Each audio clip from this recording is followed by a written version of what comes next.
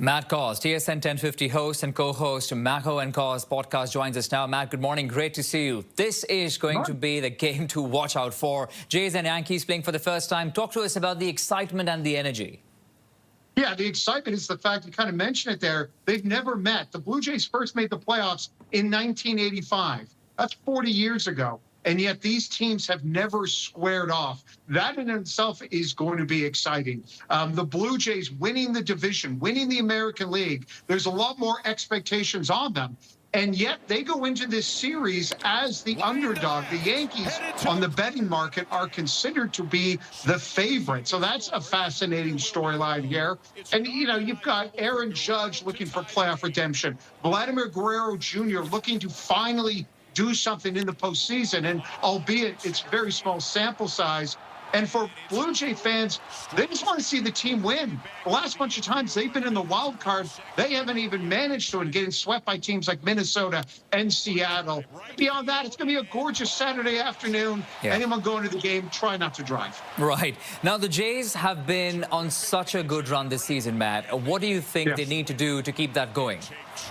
The main thing they need to do is suppress home runs by the New York Yankees. And the Yankees didn't crush a lot of them against Boston. But in the regular season, no team hit more home runs than the Yankees. They hit like 30 more than the next best team, the Los Angeles Dodgers. That's the number one thing I'm looking at, because Kevin Gausman is going to start game one. He's given up a lot of home runs. Then who's the closer? Jeff Hoffman, who either has a great month or a horrible month. No closer gave up more home runs than him.